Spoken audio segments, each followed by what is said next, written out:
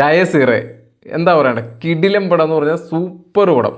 നമ്മുടെ ബ്രഹ്മയുഗത്തിന് ശേഷം രാഹുൽ സദാശിവൻ ഡയറക്റ്റ് ചെയ്ത മൂവിയാണ്. ഈ ഒരു ജോണറിലുള്ള പടങ്ങളുണ്ടല്ലോ, അത് ഇഷ്ടപ്പെടുന്ന ആൾക്കാർക്ക് ഇത് വേറെ ലെവൽ എക്സ്പീരിയൻസ് ആയിരിക്കും. നമ്മൾ ഇംഗ്ലീഷ് സിനിമകൾ കണ്ടിട്ട്, അത് കഞ്ചറിങ് പോലുള്ള ഇംഗ്ലീഷ് സിനിമകൾ കാണുമല്ലോ, ആ സിനിമകൾ കാണുമ്പോഴത്തേക്ക് നമ്മൾ ഓർത്തിട്ടുണ്ട് ഇങ്ങനെയുള്ള സിനിമകൾ മലയാളത്തിൽ വന്നിട്ടുണ്ടെങ്കിൽ എങ്ങനെയായിരിക്കും എന്നുള്ളത്. ചില സിനിമകളിൽ സെയിം ആ പടങ്ങൾ കോപ്പി അടിച്ചിട്ടുണ്ട്. പക്ഷേ ഈ ഒരു സിനിമയിലോട്ട് വരുമ്പോൾ ഇതിൻ്റെ സ്ക്രിപ്റ്റ്, എൻ്റെ ക്ലൈമാക്സിലോട്ടൊക്കെ വരുമ്പോൾ സ്ക്രിപ്റ്റ് വേറെ ലെവലാണ്. സിനിമയുടെ മേക്കിംഗ് ആയിക്കോട്ടെ, അതുപോലെ തന്നെ എടുത്തു പറഞ്ഞൊരു കാര്യമാണ് ഇതിൻ്റെ മ്യൂസിക്. ക്രിസ്റ്റോ സേവിയർ ചില സ്ഥലത്ത് വരുന്ന ബാക്ക്ഗ്രൗണ്ട് മ്യൂസിക് ഉണ്ട്, ഇങ്ങനെ പതുക്കെ പതുക്കെ പതുക്കെ തുടങ്ങിയിട്ട് അങ്ങ് പൊട്ടിത്തെറിക്കുന്ന സാധനം ഉണ്ടല്ലോ, കിടിലിനായിട്ടാണ് ചെയ്തു വെച്ചിരിക്കുന്നത് പുള്ളിക്കാരൻ. രാഹുൽ സദാശിവൻ്റെ എല്ലാ പടം പോലെ തന്നെ ഒരു സ്ലോ പേസിലാണ് പടം പോകുന്നത്. അത് ഇങ്ങനത്തെ ഒരു ജോണറിൽ വരുന്ന സിനിമകൾക്കെല്ലാം ആ ഒരു സ്ലോ സ്പേസ് ആവശ്യമുള്ളതാണ്. അങ്ങനെ വന്നാലാണ് നമുക്ക് കുറച്ചുകൂടി ഫീലായിട്ട് ഈ സിനിമ കാണാൻ പറ്റുന്നത്. അതുപോലെ കുറച്ച് സ്ലോ പേസിലാണ് പടം പോകുന്നത്. പക്ഷേ ഒന്നും പറയാനില്ല, ക്ലൈമാക്സ് ഒക്കെ വേറെ ലെവലാണ്. ഇതിലെടുത്തു വരേണ്ട ഒന്ന് രണ്ട് കാര്യങ്ങളുണ്ട്. ഒന്ന് സിനിമോട്ടോഗ്രാഫിയാണ്. എന്ത് വർക്കാണെന്നറിയോ, അതായത് സിനിമയിൽ കൂടുതലുള്ളത് നൈറ്റ് ഷോട്ട്സും കാര്യങ്ങളൊക്കെയാണ്.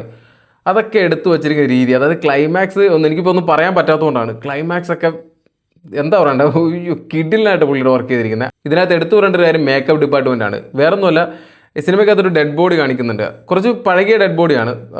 ആ ഡെഡ് ബോഡി നമ്മൾ മലയാള സിനിമയിൽ ഇന്നേ വരെ അത്രയ്ക്ക് ഒറിജിനാലിറ്റിയോട് കൂടി ഒരു ഡെഡ് ബോഡിയോ സംഭവം ഒന്നും കണ്ടിട്ടുണ്ടാവില്ല. പിന്നെ എടുത്തു വരേണ്ട ഒരു സീനുള്ളത്, ഒരാളൊരു ബിൽഡിങ്ങിന് മുകളിൽ നിന്ന് വീഴുന്ന സീനാണ്. അത് വീഴുന്ന സമയത്ത് നേരെ താഴേക്ക് വീഴുന്നു, അതായത് ഷെയ്ഡിൽ തലയടിച്ചിട്ട് താഴേക്ക് വീഴുന്നു. ആ വീഴുന്ന സമയത്ത് കാല് കുത്തിയിട്ടാണ് വീഴുന്നത്.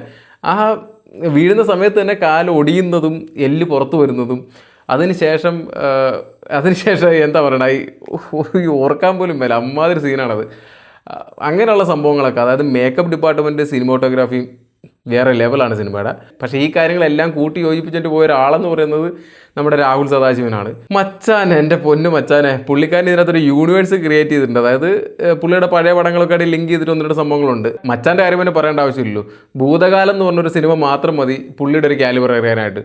ബ്രഹ്മയുഗത്തിലായിക്കോട്ടെ ഭൂതകാലത്തിലായിക്കോട്ടെ, രണ്ടും വേറെ രീതിയിലാണ് പിടിച്ചു വെച്ചിരിക്കുന്നത്. ഈ സിനിമയിലോട്ട് വരുമ്പോഴും നമുക്ക് ഈ രണ്ട് പടങ്ങളോട്ട് യാതൊരു ബന്ധമില്ലാത്ത രീതിയിലാണ് ഷൂട്ട് ചെയ്തിരിക്കുന്നത്.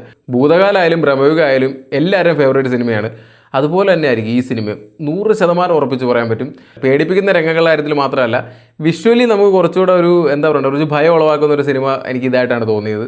പിന്നെ ഒരാളാരും പറയാതെ നമുക്ക് ഈ റിവ്യൂ അവസാനിപ്പിക്കാൻ പറ്റിയില്ല. പ്രണവ് മോഹൻലാൽ മച്ചാൻ്റെ കരിയർ ബെസ്റ്റ് സിനിമയായിരിക്കും. അതായത് ആക്ടിങ് വൈസ് എടുത്തു പറയേണ്ട ഒരു കാര്യം എന്ന് പറയുന്നത്, ചില സീനുകളിലൊക്കെ ഓപ്പോസിറ്റ് ആളില്ല. ചില സീനുകളിലൊന്നല്ല, പുള്ളിയുടെ ഓൾമോസ്റ്റ് ഒരു 50% എങ്കിലും ഓപ്പോസിറ്റ് ആളില്ലാണ്ട് അഭിനയിക്കുന്ന സീനുകളുണ്ട്. അതിലൊക്കെയുള്ള മച്ചാൻ്റെ പെർഫോമൻസ് എന്ന് പറയുന്നത് വേറെ ലെവലാണ്. നേരത്തെ പുള്ളിയുടെ സിനിമയ്ക്കകത്ത് കുറച്ച് നാടകീയത നമുക്ക് അഭിനയത്തിൽ ഫീൽ ചെയ്യുമായിരുന്നു. പക്ഷേ ഈ സിനിമയിലോട്ട് വന്നപ്പോഴത്തേക്കും പക്കാ നാച്ചുറലാണ്. എന്താ പറയണ്ടേ, പുള്ളിക്കാരനെ തന്നെ തേച്ച് മിനുക്കിക്കൊണ്ടിരിക്കുകയാണ്. നല്ല ഡയറക്ടറിൽ കിട്ടുവാണെന്നുണ്ടെങ്കിൽ നമുക്ക് ഇഷ്ടം പോലെ നല്ല സിനിമകൾ പുള്ളിയിൽ നിന്ന് പ്രതീക്ഷിക്കാം. ഒരു ഹൊറർ ത്രില്ലർ മൂവിയിൽ നിങ്ങൾക്ക് എന്തൊക്കെ പ്രതീക്ഷിക്കാവോ അതിൻ്റെ 10 മടങ്ങ് നമുക്ക് സിനിമയിൽ കിട്ടും. ഒരു കാര്യം പറയാനുള്ളത്, പേടിപ്പെടുത്തുന്ന രംഗങ്ങളൊക്കെ സിനിമയിലുണ്ട്. അതുകൊണ്ട് തന്നെ അങ്ങനെയുള്ള സിനിമകൾ ഇഷ്ടമല്ലാത്ത ആൾക്കാർ, അല്ലെങ്കിൽ പേടിയൊക്കെ ഉള്ള ആൾക്കാർ സിനിമ കാണാതിരിക്കുന്നതായിരിക്കും നല്ലത്. പക്ഷേ അങ്ങനത്തെ സിനിമകൾ ഇഷ്ടപ്പെടുന്ന ആൾക്കാർക്ക് ഇതൊരു വിരുന്ന് തന്നെയായിരിക്കും. സൂപ്പർ പടം.